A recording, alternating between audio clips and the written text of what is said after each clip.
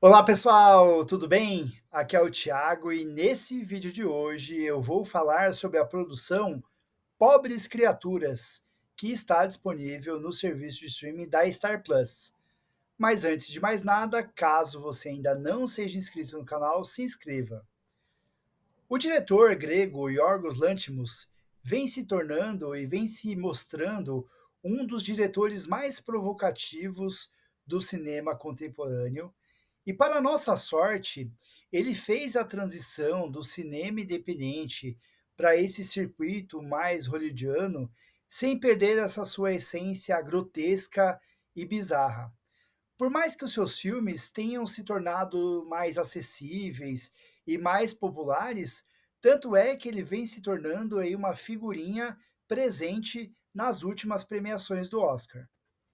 Dente Canino é um estudo de personagens perturbador, mas o Lagosta, o Sacrifício do Cervo Sagrado e a Favorita não ficam muito para trás. Além de servirem para produções sofisticadas e extravagantes, do ponto de vista da estética e dos demais recursos da linguagem cinematográfica. Pobres Criaturas é mais um desses dramas que carrega o melhor e o mais bizarro do DNA do Lanthimos, que reforça esse bom momento da carreira do diretor, ainda que não seja o seu melhor filme.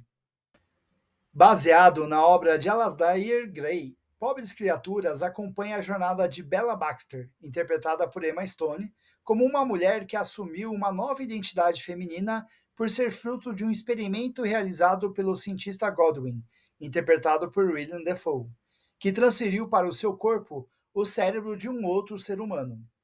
Passando por todas as etapas da evolução humana, Bella é seduzida por Duncan Witherbone, interpretado por Mark Ruffalo, um trambiqueiro conquistador que promete viajar para vários países e vivenciar diferentes experiências ao lado dela. Porém, à medida que Bella amadurece, ela vai descobrindo que as pessoas, especialmente os homens, e o mundo não é um lugar tão belo e generoso como ela sonhava. O universo que serve de ambientação para pobres criaturas remete a uma versão alternativa da Europa do início do século XX, carregado de uma aura fantasiosa justamente para causar estranheza. Logo, é como se nós estivéssemos assistindo a uma fantasia de época dentro de um mundo paralelo.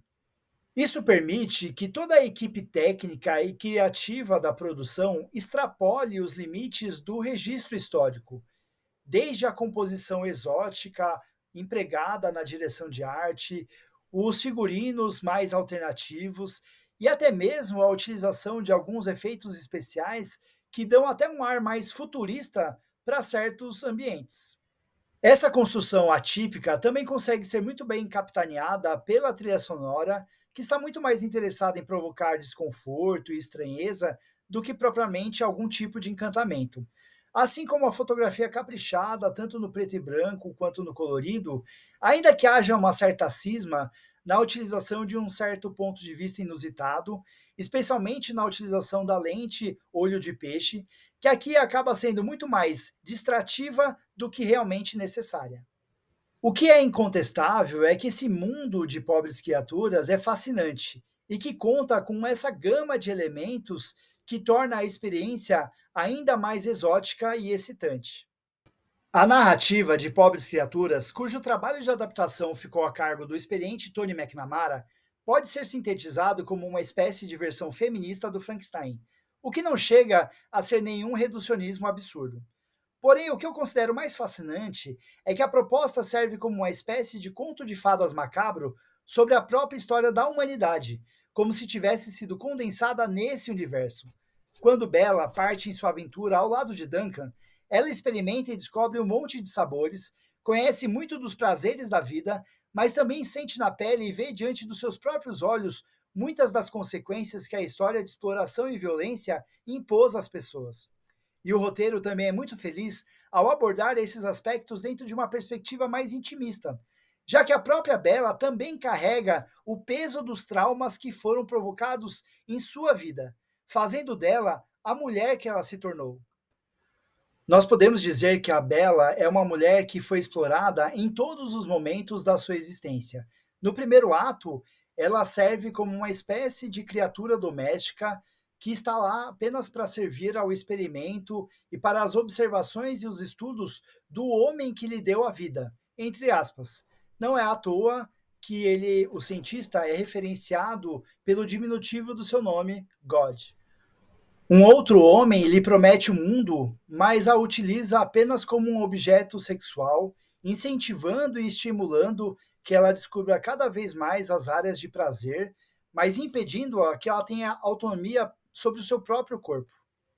E não deixa de ser simbólico para a Bella, após inúmeras decepções e até mesmo questionando a sua própria existência, que ela encontre algum sentido na vida, justamente quando ela se coloca numa situação de extrema degradação, que é justamente quando ela passa a assimilar uma série de lições práticas sobre a vida e parte de uma situação de frieza e letargia para algo muito mais ativo e empoderado. A jornada da Bella é de emancipação feminina dentro de um universo povoado de figuras masculinas egoístas e egocêntricas, até mesmo aqueles que supostamente se colocam como bem-intencionados diante dela.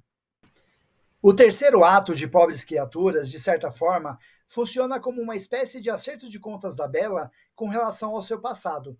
Porém, não apenas aqui, mas ao longo dos seus atos anteriores, a narrativa dá vários sinais de que não está muito interessado de que os eventos sigam uma certa coerência. E essa evolução irregular até atrapalha um pouco a dinâmica da história, especialmente na transição entre os capítulos. Porém, o maior destaque, que é a evolução da personagem, mantém-se íntegro e constante. E Bella tem uma força crescente e hipnotizante, muito em função da dedicação, da entrega e da coragem que a atriz Emma Stone empresta à personagem, já que ela é uma mulher de traços pontuais e marcantes que evolui diante dos nossos olhos, muito por conta dos recursos cênicos utilizados pela atriz.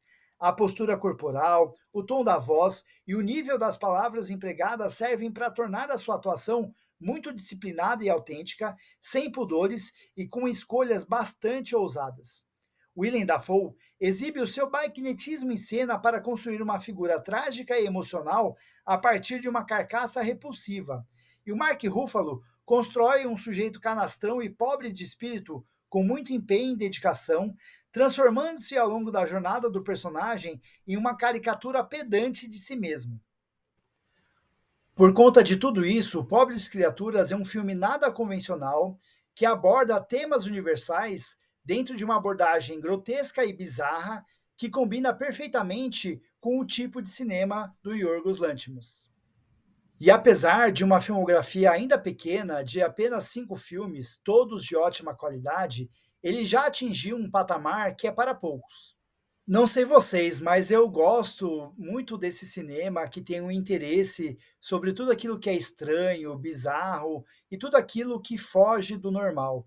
E o Yorgos Lanthimos tem um olhar muito curioso e refinado sobre essas características estranhas que fazem parte da nossa natureza, como se nós fizéssemos parte dos seus experimentos e fôssemos ratinhos do seu laboratório. É recompensador, é muito gratificante, que sorte a nossa.